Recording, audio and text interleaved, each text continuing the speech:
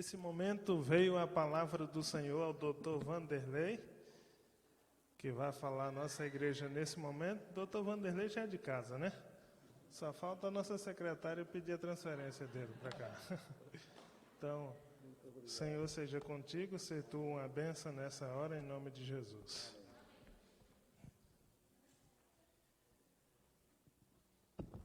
Bom dia, feliz sábado a todos. É uma alegria grande estar aqui na manhã desse sábado, na grande Candangolândia, onde tudo começou, né? A cidade, a construção de Brasília que começou. Você está feliz porque a chuva chegou também, né? Depois de mais de 4 meses. E hoje é um dia especial. Hoje é um dia, além de ser o dia do pastor adventista aqui na América do Sul, é também o dia mundial da criação. Quase 30 milhões de adventistas no mundo todo comemoram esse sábado como o sábado da criação. E eu vou pedir então que você abra a sua Bíblia no Salmo 19, que é um dos mais lindos salmos que falam dos atributos de Deus, Deus como o nosso Criador. Abra a sua Bíblia no Salmo 19, enquanto nós vamos orar a Deus. Quero cumprimentar também aqueles que estão assistindo a gente pelas redes sociais, aqueles que estão agora ao vivo, aqueles que vão assistir depois. Tudo fica gravado, que é muito bom. Quanta bênção a gente tem, mesmo em alguns distanciamentos, né? Nós temos a alegria de ter a palavra de Deus pelo milagre da comunicação. Deus é muito louvado. Do jeito que estamos, vamos orar. Querido Deus, nós te louvamos pela chuva que voltou aqui no centro-oeste do Brasil. Obrigado porque ela nos dá a certeza de que o Senhor não se esquece de nós. Obrigado porque a chuva traz a certeza de que o teu santo e bom Espírito também está desejoso de ser derramado em cada um de nós. Agora vamos passar uns minutos aqui meditando na tua palavra, que o teu santo e bom Espírito, que inspirou os santos homens de Deus a registrarem na Bíblia Sagrada a tua palavra, possa também abrir a nossa mente agora, abrir o nosso entendimento, para que possamos nos alimentar do melhor alimento que tem no universo, que é a tua palavra.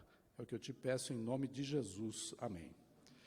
O Salmo 19 é o Salmo de Davi. E ele escreveu assim, olha só que coisa linda, né?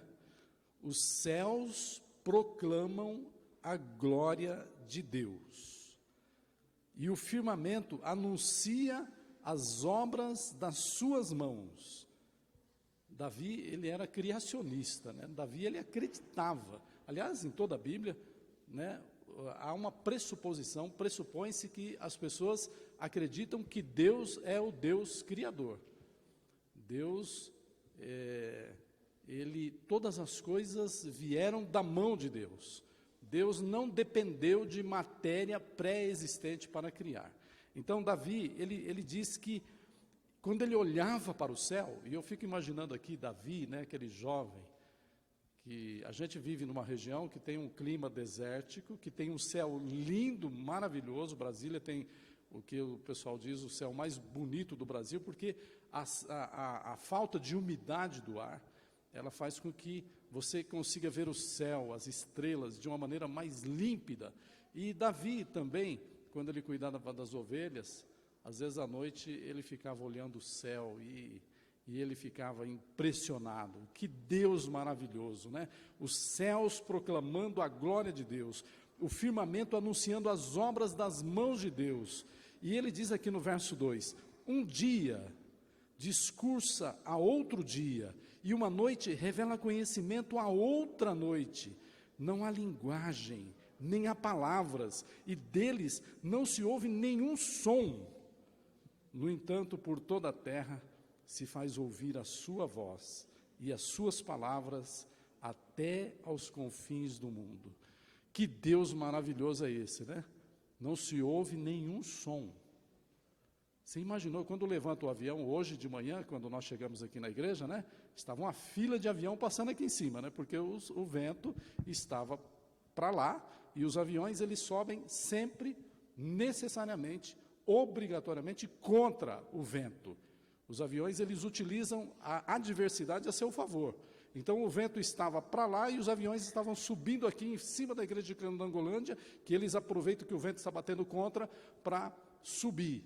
Então, é maravilhoso que, para um avião subir, o barulho que faz, né? Agora, você imagina os planetas, as estrelas, todo esse movimento, e deles não se ouve nenhum som. Deus é maravilhoso, né? Aqui tem um pé de manga logo aqui atrás. Você já viu Deus fazendo barulho para produzir manga? Quando eu cresci na lavoura, na roça, né, aqueles pés de laranja, você já viu laranja fazendo barulho? O homem, para produzir alguma coisa, alguma fábrica, é uma barulheira, um carro, né, para sair, para andar para lá, é sempre mas Deus é silencioso. Ele produz laranja, Ele produz manga. Deus produz as coisas em silêncio. Que Deus humilde, né? O nosso Deus é um Deus humilde, em silêncio. Deles não se ouve nenhum som. Você imaginou os bilhões, a velocidade da Terra, a velocidade da Lua, dos planetas e tudo, e deles não se ouve nenhum som. Deus é maravilhoso, Deus é Criador. E Davi se maravilhava, e pelo Espírito Santo ele deixou registrado aqui a sua admiração, a sua alegria de contemplar esse Deus Criador. Eu gostaria que você fosse comigo em Romanos capítulo 1. Romanos capítulo 1, é um texto maravilhoso, conhecido.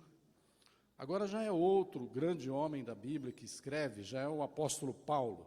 Romanos, no capítulo 1, a partir do verso 18, o apóstolo Paulo assim escreveu. O apóstolo Paulo assim escreveu: a ira de Deus se revela do céu contra toda a impiedade e perversão dos homens, que detêm a verdade pela injustiça. Porquanto o que de Deus se pode conhecer é manifesto entre eles, porque Deus lhes manifestou.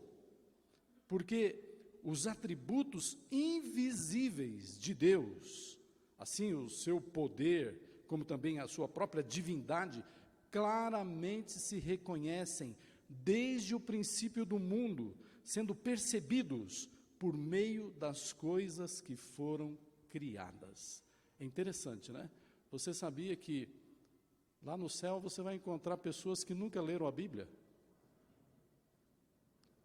Mas como é que pode?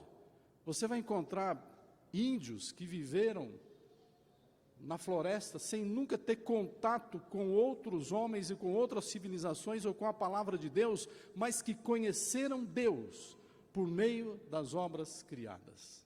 Eles olhavam os rios, eles olhavam o céu, eles olhavam a chuva, eles reconheciam que há um Deus maior, há um Deus criador. Sabe, mesmo os homens ímpios, aí que não querem saber da Bíblia, que não querem saber de Deus, eles são indesculpáveis, diz a Bíblia aqui, se você ver aqui o verso seguinte, né? Vamos continuar ainda no verso 20, sendo percebidos por meio das coisas que foram criadas, tais homens são, por isso, indesculpáveis, porquanto, tendo conhecimento de Deus, não o glorificaram como Deus, nem lhe deram graças. Então, é interessante porque, às vezes a gente tem a ideia, e sobretudo nós, que somos cristãos, que o conhecimento de Deus vem somente pela revelação bíblica. Não, mas a natureza testifica, e é impossível você contemplar as obras criadas e ficar indiferente. Dizer, não, isso daí veio do acaso. Né? Na lição dessa manhã estávamos até discutindo, né? Há algumas teorias, vamos dizer assim, algumas maneiras de ver o mundo, de olhar o mundo. Você pode olhar o mundo de maneira teísta, ou seja, há um Deus, há um Criador, que talvez não seja esse Deus de Abraão, de Isaac, de Jacó, esse Deus pessoal que o cristão tem, mas tem gente que vê o mundo, alguns cientistas como Albert Einstein, por exemplo, eles eram teístas. Eles acreditavam que havia um Deus, mas é um Deus relojoeiro, vamos dizer assim, um Deus que criou, como um relojoeiro fez um relógio, deu corda no relógio e deixou o mundo por conta própria. Ou seja, Einstein, os grandes cientistas, por exemplo, disseram, Deus, ele criou todas as leis, a lei da gravidade, todas as leis foram maravilhosas criadas e Deus deixou lá. Mas nós cristãos não acreditamos assim. Nós acreditamos que Deus, ele continua mantendo a sua criação. Ele continua, para o cristão, Deus não é apenas criador, ele é também criador, ele é mantenedor. Segundo a segundo, Deus está mantendo. Teu coração bate uma, descansa a outra. Bate uma, descansa a outra. Bate uma, descansa a outra. Você olha para um pêndulo de um relógio, e um dia um professor na classe falou, defina um pêndulo. Aí o aluno falou assim, o pêndulo é uma coisa que vai e que volta. Vai e volta. O professor aí falou, é aí que está o erro de vocês. O pêndulo nunca volta. Ele sempre vai para a direita, vai para a esquerda. Porque aquele segundo que ele foi para a direita, nunca mais será recuperado. Ele vai e vai. Ele sempre vai. E o teu coração vai batendo, e Deus está controlando, não é automático. Deus está mantendo a nossa vida. Deus não deixou no automático. E além de ser Deus criador, Ele também é o Deus mantenedor e, além de mais, é um Deus redentor. Nós cristãos conhecemos a natureza, mas conhecemos a revelação. E mais do que isso, conhecemos Jesus, o próprio Deus que veio nos salvar. Então, é maravilhoso que você pode olhar o mundo como os teístas. Olha, tem Deus, mas você pode olhar o mundo como um ateísta, ou seja, não existe Deus. Pronto, acabou, não existe Deus. E muitas pessoas são ateias. Eu conheço um ateu. Já conversei com ele. Existem dois tipos de ateu. O ateu que é o ateu filosófico, o ateu intelectual, o ateu que ele acredita naquilo, o ateu teórico, na teoria, ele diz, não acredita em Deus. Mas existe um ateu prático, que é pior que o ateu teórico. O ateu prático é aquela pessoa que admite que Deus existe, mas vive como se Deus não existisse. Esse é o cristão que saiu da igreja, é o cristão que às vezes está dentro da igreja, Deus existe, mas...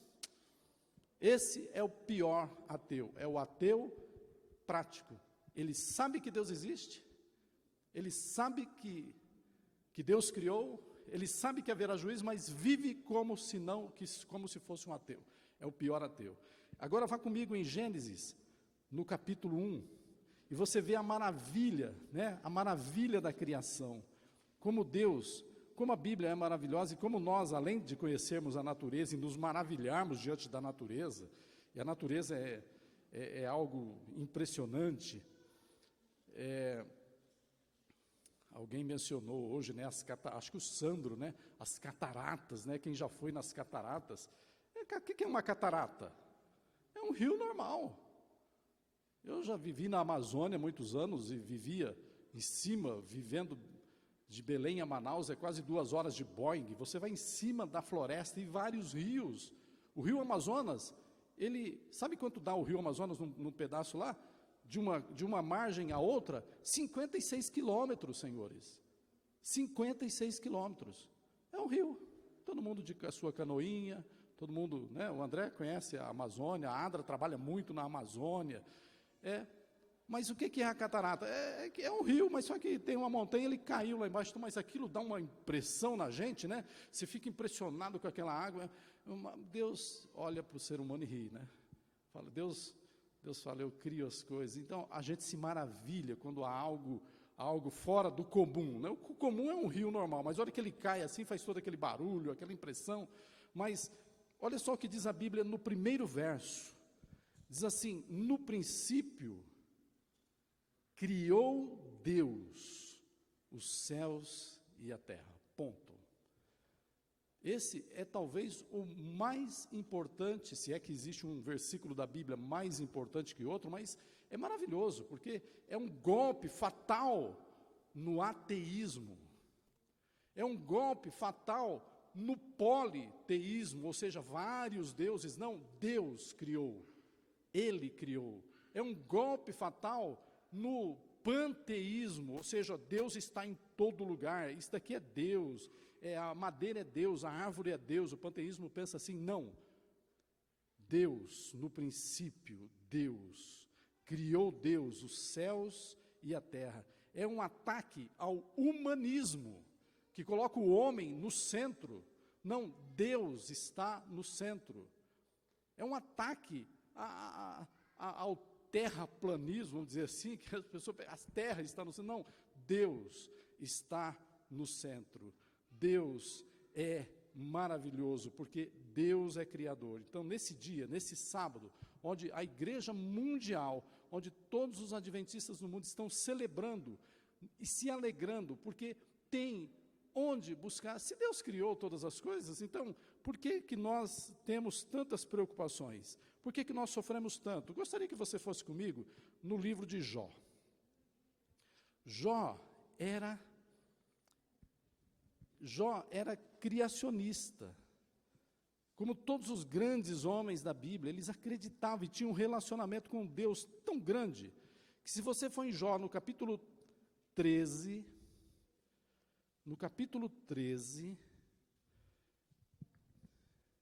no verso 15, Jó tinha uma confiança tão grande no Deus que o criou, no Deus que o estava mantendo, no Deus que o salvou, que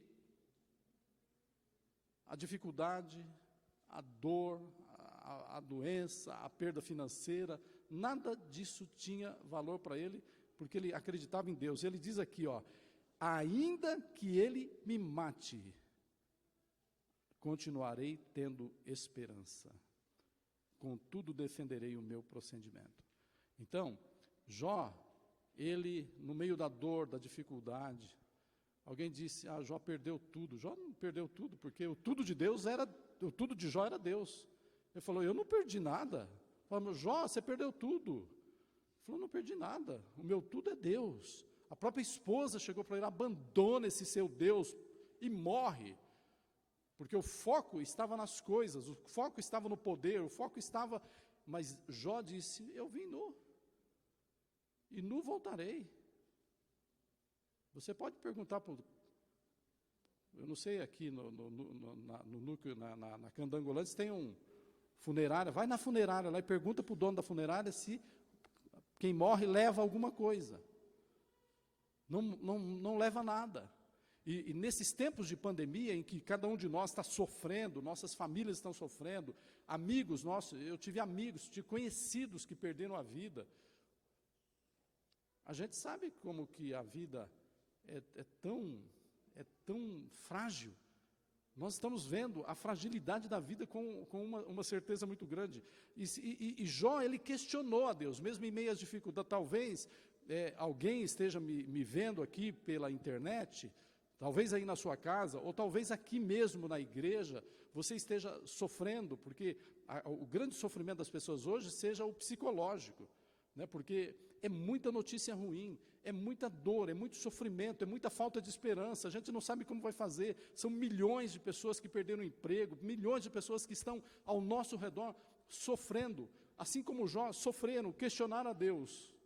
Parecia que Deus estava em silêncio, mas eis que Deus aparece. Vai comigo em Jó capítulo 38, e você vê como Deus aparece. O Deus criador de todas as coisas, o Deus que Jó tanto confiava, Deus aparece. E Jó era uma espécie de advogado. Ele era eu acho que Jó foi o primeiro promotor de justiça que aparece na Bíblia. Porque hoje, no nosso sistema judiciário, nós temos um advogado que está sempre defendendo, nós temos um promotor que está sempre acusando, nós temos um juiz que é imparcial e que está julgando. Mas nos tempos bíblicos, numa só pessoa, ele era o magistrado, Ele ia para a porta da cidade, Jó, e ele recebia as demandas da pessoa. Ele era o advogado da pessoa, às vezes ele era o acusador da pessoa, e às vezes ele era o juiz também. Jó era impressionado. Ele tinha uma sabedoria tão grande que as pessoas, quando chegavam perto de Jó, na porta da cidade, onde as demandas judiciais eram levadas, a sabedoria de Jó era tão grande que as pessoas colocavam a mão na boca. Falou, vai que eu falo alguma coisa errada. Eu não sei se você já esteve perto de uma pessoa que você mede as palavras, né? Você fala, eu não vou falar nada aqui não, né? Vai que, normalmente, você está no teu patrão, né? Vai que ele me demite, né? Então, a gente é contido quando tem alguém com poder, né, perto. E as pessoas se aproximavam de Jó com uma reverência tão grande, colocava a mão na boca, mas agora, quando Deus aparece, é Jó que fica calado. E Deus aparece aqui no verso 28, desculpa, deixa eu pegar aqui, Jó capítulo 38, deixa eu achar aqui que eu fui... E Jó, no capítulo 38, então, você passa 37 capítulos de reclamação de Jó, dos seus amigos, e aí aparece Deus e faz 26 perguntas para Jó. Ele não respondeu nem uma e nem meia. Ele ficou com a mão na boca, calado. Deus chega para Jó no capítulo 38 e diz assim, depois disso, o Senhor, do meio de um redemoinho, respondeu a Jó, esse que escurece os meus desígnios com palavras sem conhecimento. Cinge, pois, os lombos como homem, pois eu te perguntarei e tu me farás saber. Sabe, Deus é irônico, né? Fala, já que você é tão bom assim, já que você é um promotor de justiça, você tem mestrado, doutorado, todo mundo vem aqui, você sabe tudo, Jó, você leva todas as demandas, você é o cara dos caras, agora eu quero que você me responda, vem cá. Onde estavas tu? Verso 4, onde estavas tu, Jó, quando eu lançava os fundamentos da terra? Quem era você? Jó falou, meu Deus, olha só, os atributos de Deus, quando a gente para diante dos atributos de um Deus criador, a gente fica em silêncio. A gente fala, meu Deus, quanto mais você estuda a natureza, quanto mais você vê a perfeição da natureza, quantos astros. Quando eu fiz ensino médio, a gente tinha 9 planetas, né? Agora eles tiraram o Plutão, né? Rebaixaram lá, mas a gente acreditava que eram 9 planetas. Os homens, há 400 anos atrás, pensavam que a Terra era o centro do universo. Aí aparece um doido falando, não, é o Sol que é o centro do universo. Para com isso. Aí os religiosos da época pressionavam, não pode falar isso, onde já se viu, é a Terra que é o centro. Hoje a gente sabe que o Sol é uma mera... Existem bilhões de sóis. É impressionante. Aí Deus pergunta para eles, onde estava tu, Jó? Aí Jó em silêncio. E Deus fala assim, diz-me, se tens entendimento. Verso 5, quem lhes pôs as medidas? Deixa eu ver se eu coloco aqui, se eu consigo, está aqui, isto. Olha, Deus, verso 5, quem lhes pôs as medidas, se tu o sabes? Ou quem, vamos continuar aqui, ou quem estendeu sobre ela o cordel? E Deus começa, e Jó em silêncio, e Deus continua perguntando, e aí então, capítulo 40, Jó então, responde, né? E só nesse capítulo Deus só no capítulo 38, são 26 perguntas, e Deus vai, nos capítulos seguintes, respondendo, então Jó, no verso 42, Jó responde, capítulo 42, verso 1, então respondeu Jó ao Senhor, bem sei que tudo podes, nenhum dos teus planos pode ser frustrados. E começa, né? E lá ele diz no verso 3, quem é aquele, como disseste, que sem conhecimento encobre o conselho? Eu, esse ser humano, frágil, pecador, Na verdade, falei do que não entendia, coisas maravilhosas demais para mim, coisas que eu não conhecia. E aí no verso 5 ele diz, eu te conhecia só de ouvir, mas agora os meus olhos te veem. Por isso me abomino e me arrependo no pó e na cinza. Nós precisamos levar as pessoas a conhecer o Deus maravilhoso. Às vezes começando pela natureza. Porque, às vezes as pessoas, pela Bíblia, elas têm preconceito, né? Mas quantos estão fazendo isso, mostrando esse poder de Deus, né? Aí Deus, ainda volte no capítulo 38, que tem um verso maravilhoso lá, no capítulo 38, Deus começa a fazer algumas perguntas, e aí no capítulo 7, no verso 7, Deus diz assim, quando as estrelas da alva, juntas, alegremente cantavam e rejubilavam todos os filhos de Deus, Deus pergunta, e aí Deus fala assim, quem cerrou o mar com portas, quando irrompeu da madre? E Deus vai perguntando, e ele pergunta aqui, no verso, no verso 28, Deus é irônico, né? Olha só que ele diz assim, acaso a chuva tem pai? Olha que pergunta, né? Acaso a chuva tem pai? E vai bombardeando. Jó estava sem, né, Deus. E ele vai, e ele chega aqui, no verso 31, ele diz assim, Jó, ou poderás tu atar as cadeias do 7 estrelo, ou soltar os laços do Órion, ou fazer aparecer os signos do zodíaco, ou guiar a ursa com os seus filhos? Sabes tu as ordenanças do céu? Podes estabelecer a sua influência sobre a terra?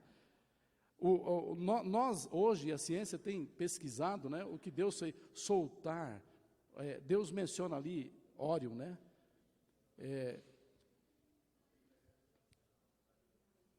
Isaac Newton, ele foi um dos maiores cientistas do mundo. Em 1665 e 1666, houve uma pandemia que matou 75 milhões de pessoas na Europa. Isaac Newton não pôde ir para a sua faculdade, Cambridge. E ele ficou na fazenda da mãe e do pai, 2 anos preso. E ali ele desenvolveu as maiores descobertas da ciência, ali, focado. A pandemia fez um bem tremendo para esse jovem estudante, na faixa do 20 e 30, hein? Era um jovem. E nesse período, ele também escreveu um livro sobre o livro do Apocalipse. Ele fez comentários sobre o livro de Apocalipse, porque Isaac Newton amava muito a teologia, gostava muito da teologia. Ele era um cientista criacionista, não teísta. Ele descobriu, né, a beleza, a influência de todo o sistema, né, toda a maravilha, né, os milhões, como é que esses planetas um não bate no outro, como é que está indo, como é que...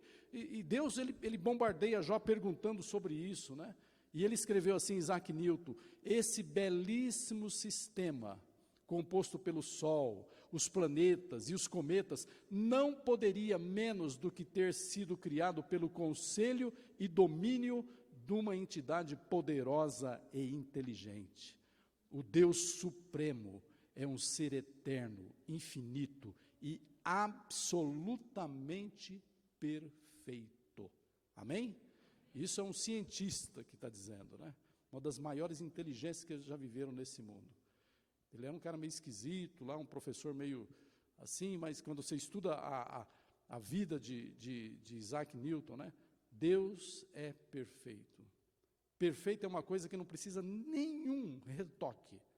Você vê carro, ano 2015, mesmo carro 2016, 17, agora já saiu de 2021, já vai em 2022, porque sempre vai melhorando algo, ou seja, nunca é perfeito, sempre precisa de um retoque, mas nas coisas criadas por Deus, sempre há perfeição, não precisa mais nenhum retoque. Você não vê homem, modelo 1983, você não vê mulher, modelo 1997, não, sempre foi assim, né, André? Sempre foi assim, porque quando Deus faz, É tudo perfeito. E foi o que o Newton disse, Deus é perfeito. E ele menciona, o que me impressiona na Bíblia, é que o livro de Jó foi um dos primeiros a ser escritos, né? E naquele tempo a ciência já tinha um avanço tremendo, que os homens já conheciam as constelações. Hoje nós temos aplicativos, inclusive no celular, que você vê o céu todo, e você, é impressionante, eu uso muito esses aplicativos, você sabe quando a lua vai nascer, quando está saindo, a posição de todos eles, mas naquele tempo, eles já conheciam os 7 estrelas, é uma constelação que são milhares de estrelas, mas tem 7 principais, que é vista daqui da Terra. A constelação de Órion, que é aquelas 3 Marias, né, que a gente olha para o céu, aquelas 3 estrelas que elas estão certinhas lá, você vê, mas na verdade cada uma delas está numa velocidade de bilhões e bilhões de quilômetros por hora, caminhando em sentido contrário uma da outra e diferente, mas elas ficam sempre alinhadas. E aí Deus fala assim: Jó, me explica como é que se faz isso, já que você é o bom. Sabe, Deus tem uma ironia às vezes, né? Me explica, Jó, já que você conhece. E ele começa a desafiar Jó. Aí a grande nebulosa de Órion, hoje os grandes telescópios estão mostrando coisas incríveis para a humanidade. É impossível você ver essas coisas, assim, não existe nenhuma incoerência entre a fé e a ciência. A ciência cada vez mais está iluminando e mostrando que a Bíblia está correta. Então, olha só, Órion, a porta do céu. Ellen White escreveu, no primeiros escritos, ela disse o seguinte, olha: nuvens negras e densas subiam e chocavam-se entre si. A atmosfera abriu-se e recuou. Pudemos então olhar através do espaço aberto em Órion, de onde vinha a voz de Deus. A santa cidade descerá por aquele espaço aberto. Amém? Um dia você não vai precisar de telescópio para ver. A santa cidade vai estar descendo e você vai estar lá. Amém? E você vai olhar assim, isso é Órion. Você vai passar vai ser uma viagem de 7 dias, do céu até a terra. E Jesus vai olhando para você assim, dá uma piscadinha, olha só que bonito. Você fala, meu Deus, que coisa linda, eu vendo isso. E Jesus falou, foi por você se converteu, você deixou tudo, você batizou, você entregou a vida a mim, e por isso que você está aqui. Você viu como valeu a pena? Você viu como valeu a pena? E você fala, meu Deus, como o Senhor é maravilhoso. E então, a santa cidade vai descer por aquele espaço aberto. Então, olha, Deus fala assim para Jó, sabe, quem é que fez a Ursa, o Órion, os 7 estrelas e as recâmaras do sul? Me diz quem foi. Então Jó, maravilhado, depois ele responde para Deus, né? Senhor, quando eu contemplo, e é por isso que lá no Salmo 19, né, diz, quando eu contemplo o céu, né, a lua e as estrelas que criaste, que é o homem para que dele se lembre, ou o filho do homem, né, é o que diz lá o Salmo no capítulo 8, mas não vamos a ele. Então Jó, olha, uma das estrelas, somente uma estrela na constelação de Órion, não são aquelas 3 Marias, né? Ela fica acima. Quem conhece um pouquinho de astronomia, sabe que a constelação de Órion, ela forma a imagem de um caçador, né? E aí no ombro do caçador, no ombro direito do caçador, está a maior estrela da constelação, que é Betelgeuse. Betelgeuse é a maior estrela. Para você ter uma ideia do tamanho dessa estrela, olha só o tamanho, o Sol está ali naquele meinho só. Ela é do tamanho da órbita de Júpiter em redor do Sol, para você ver o tamanho dessa estrela. Hoje, comprovadamente, mais comprovadamente, com todos os recursos que os cientistas, a NASA, toda a tecnologia da astronomia prova que essa estrela, ela é grandiosa. E agora você vê aí, o tamanho do coronavírus. O tamanho do coronavírus, 80 a 120 nanomilímetros. Vocês que têm cabelo, vocês podem pegar um fio de cabelo. Vamos imaginar que aquele cabelo, o fiozinho do teu cabelo, seja um canudinho de você tomar água. Dentro do fio de cabelo cabe cabem 800 a 1000 coronavírus, para você ter a ideia do tamanho que é o coronavírus. E você usando essa máscara aí que atravessa um monte de coisa, né? Então, sabe, não brinque com o pecado, porque o pecado, ele é pequenininho. Olha o estrago que está fazendo no mundo. Não foi Deus que criou o coronavírus. Deus só cria coisas boas e perfeitas. Foi o pecado que entrou nesse mundo e alguém que modificou isso para a ruína da humanidade. Esse vírus foi feito nos laboratórios do inferno por um ser maligno que se rebelou contra Deus. Porque não, ele modificou, o pecado entrou e modificou, mas não é Deus. Pequenininho demais e você vê o estrago, né? Agora, Deus tem poder de dizer ao mar, até aqui você vai, e o mar não vai. E Deus então fala, o pecado pode fazer, mas vai até aqui. Então, que nós possamos procurar esse Deus, buscar esse Deus, adorar esse Deus, o único digno de adoração, o Deus Criador, é Ele que devemos buscar. Amós, eu gostaria que você, vamos abrir a Bíblia em Amós, apesar de que está aí na tela projetada, mas é maravilhoso nós lermos na palavra de Deus. O profeta Amós é um dos profetas menores que estão ali na Bíblia. Você vai abrir a Bíblia em Daniel, que é o mais conhecido, né? Oséias, você vem por ali, e nós vamos, Amós, ele era um, ele não era um teólogo, um pastor, ele era um agricultor, um boieiro, ou seja, um homem que cuidava de bois, né? E Deus usou para trazer algumas informações. Amós capítulo 7, versos 14 e 15, dizem assim, olha só, respondeu Amós e disse a Amazias, eu não sou profeta, nem discípulo de profeta, mas boieiro e colhedor de sicômoros.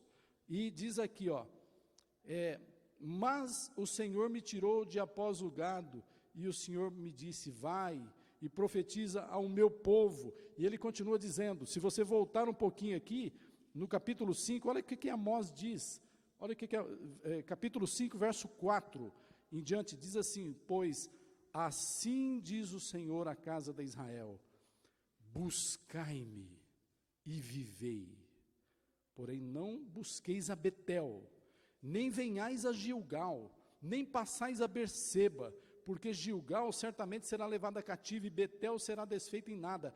Buscai ao Senhor e vivei. Buscai ao Senhor e vivei. Nós não temos diferença nenhuma com os outros homens ateus que vivem nesse mundo, com o teu vizinho que não crê em nada, com os homens maus que estão aparecendo na televisão, nós não temos nenhuma diferença com eles. A única diferença que temos é porque nós temos um Deus a quem buscar.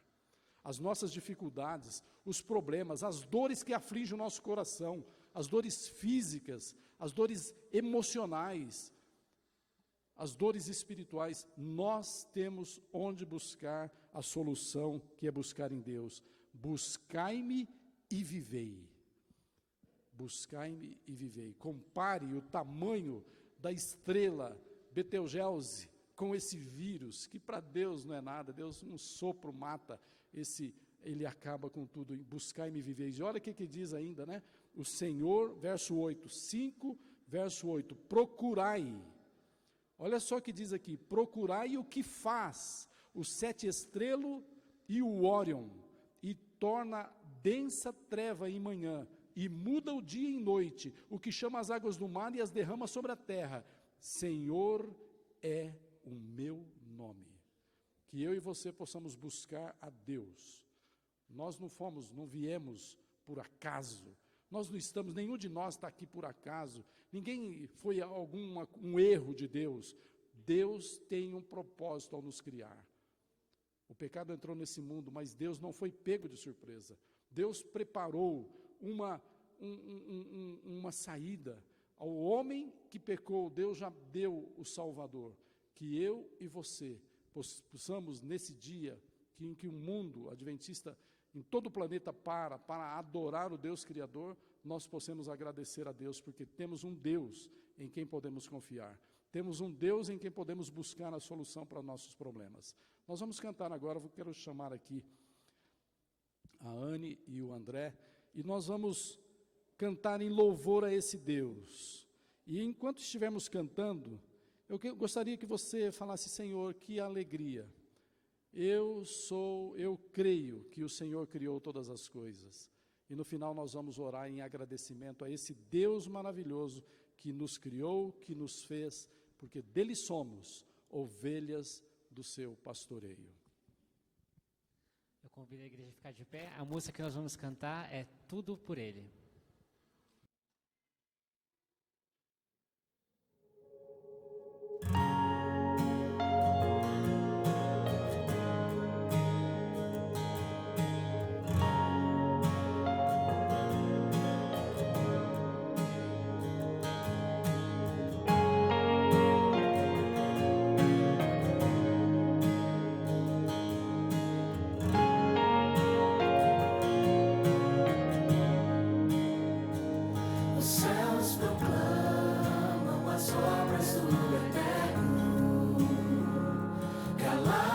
Cantam de sua imensidão e uma voz com sons de glória ecoa em toda a criação, do grão que faz a vida irromper, o esplendor invisível faz nascer.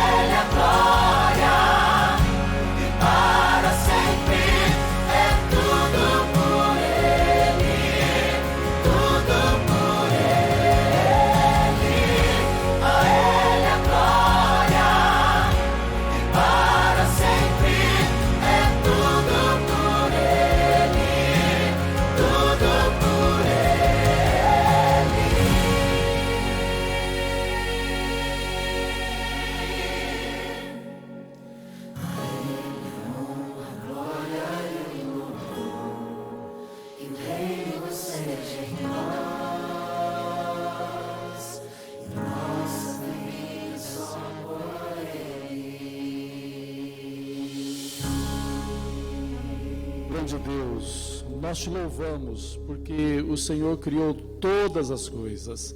Nós te louvamos porque a tua lei é perfeita, porque o sábado foi dado em memória, em memorial, em celebração à tua criação. Porque nenhum ser em todo o universo é digno de receber o louvor, a honra, a glória, porque todas as coisas vieram à existência pelo seu eterno poder. Obrigado porque nos deste essa cosmovisão maravilhosa, porque nossa vida, a despeito dos dilemas, problemas e dificuldades, nós temos onde buscar solução. Obrigado porque somos as pessoas mais felizes que vivem no planeta Terra, porque temos um Deus que podemos adorá-lo. Obrigado por todas as bênçãos, que a tua bênção continue com cada um aqui, ainda neste sábado, é o que nós te pedimos em nome de Jesus. Amém. Amém. Um sábado abençoado a todos.